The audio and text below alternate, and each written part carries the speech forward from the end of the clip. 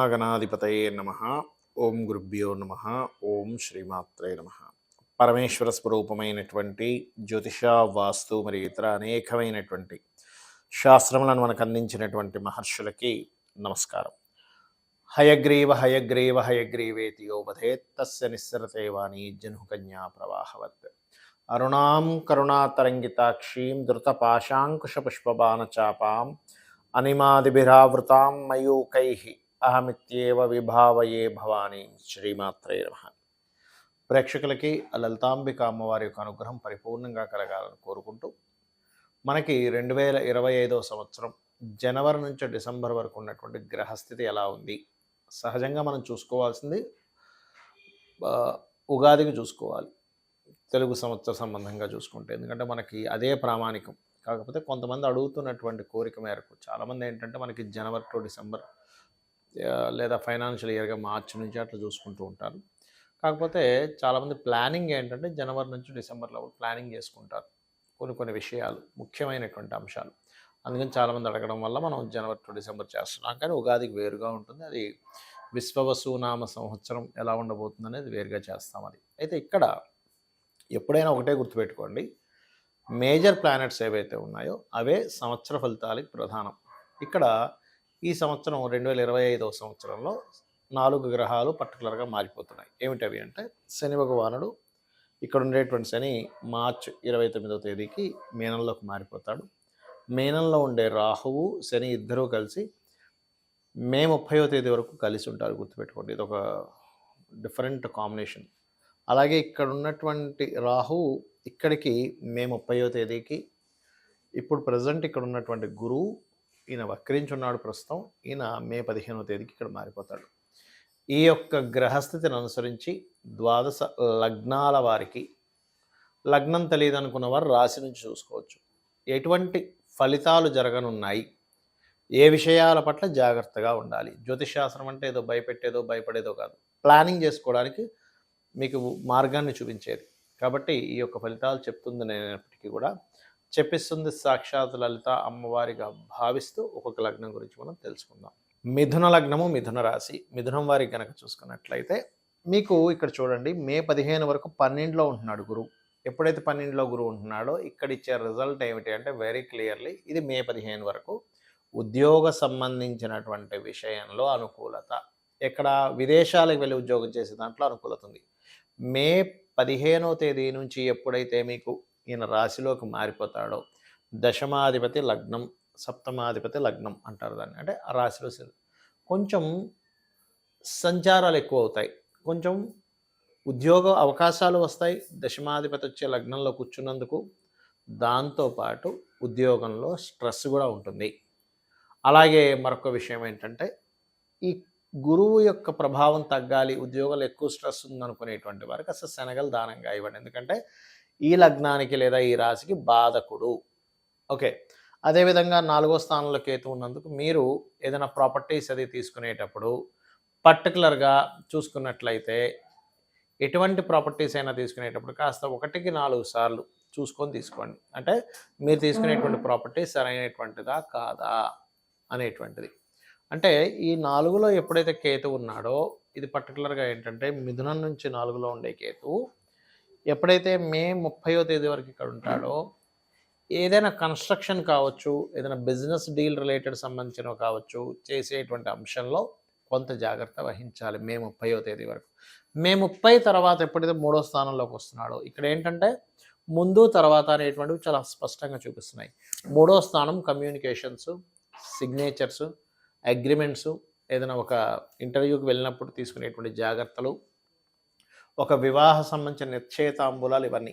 కాబట్టి 3వ స్థానంలో కేతు వస్తున్నాడు. కాబట్టి మే 30 తర్వాత మీరు ఇప్పుడు చెప్పిన విషయాల్లో అంటే అగ్రిమెంట్స్, నిశ్చయితాంబూలాలు, లేకపోతే ఏదైనా కమ్యూనికేట్ చేసేటప్పుడు చాలా జాగ్రత్తగా ఉండాలి మే 30 తర్వాత మిథునం వారు. ఎందుకంటే ఆ అగ్రిమెంట్స్ నేను చాలామందితో మాట్లాడుతుంటా కదా రోజు. ఫస్ట్ ఒక అగ్రిమెంట్ చూపిస్తారు, చదువుకోండి అంటారు, సరే దీని సంతకం పెడదామనగానే పేపర్ ఇంకోటి మారిపోతుంది.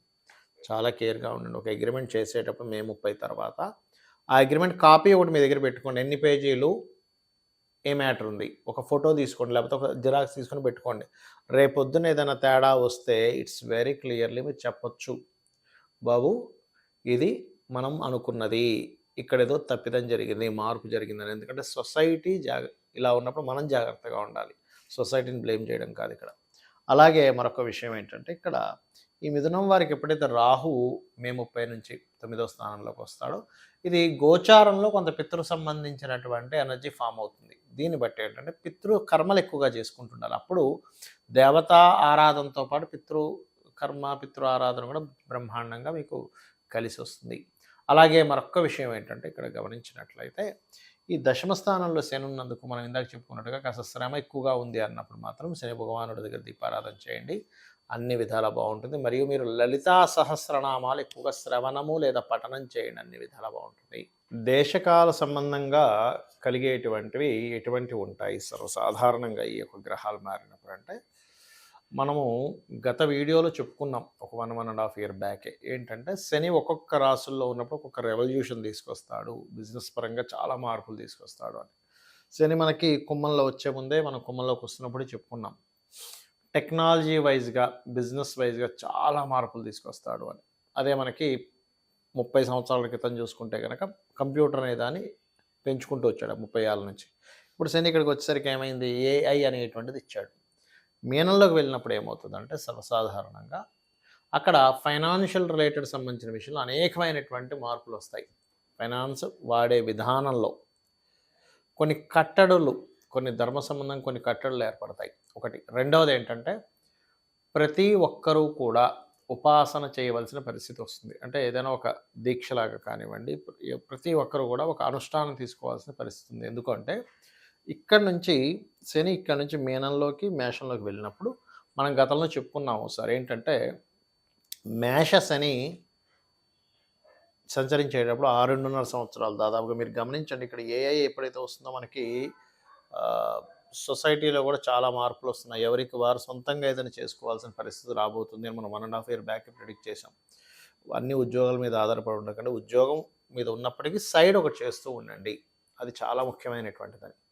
సో ఇది ఏ రకంగా అయితే ఎవరికి వారు సొంతంగా చేసుకోవాలో, ఎందుకంటే న్యాచురల్ మేషంలోకి ఎప్పుడైతే శని సంచారం జరుగుతుందో, సో న్యాచురల్ 10th లార్డ్ వచ్చేసి లగ్నం మీద అంటే మేషం మీద ప్రభావం చూపిస్తుంది. అంటే ఓన్లీ వర్క్నే నమ్ముకుంటే చాలా ప్రమాదం ఇక్కడ. ఇదేదో మిమ్మల్ని భయపెట్టడానికి కాదు, మిమ్మల్ని ముందుగా హెచ్చరిస్తూ మీరు బాగుపడాలని చెప్తున్నటువంటి అంశం. అలాగే ఇక్కడ ఇంకోటి ఏంటంటే ఓన్గా ఏదైనా చేసుకోవాలి. శని నీచబడుతున్నప్పుడు మనం ఉద్యోగాల మీద ఆధారపడకూడదు. సొంతంగా ఏదైనా ఒక చిన్న కర్మాగారం, చిన్నగా మనం ఓన్గా ఏదైనా సేల్ చేయగలమా ఆన్లైన్లో, లేకపోతే ఇంకేదైనా చేయగలమా అనేటువంటి దాంట్లోకి వెళ్ళాలి. దీంతో పాటు ఇక్కడ మనకి చూడండి కొన్ని బ్లాక్ మ్యాజిక్స్ అని ఇట్లాంటివన్నీ పెరుగుతూ ఉన్నాయి. ఈ శని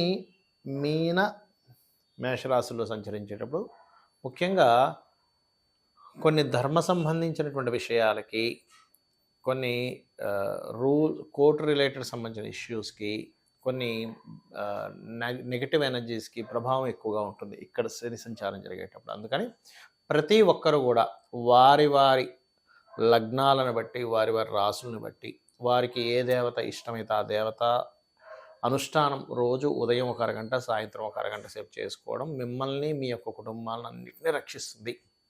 ఇది ముఖ్యంగా గుర్తుపెట్టుకోండి. మీ జన్మజాతకం ఎలా ఉన్నా, అక్కడ ధనయోగం ఉన్నా లేకపోయినా, అంటే జన్మజాతకంలో 12 భావాలు ఉంటాయి.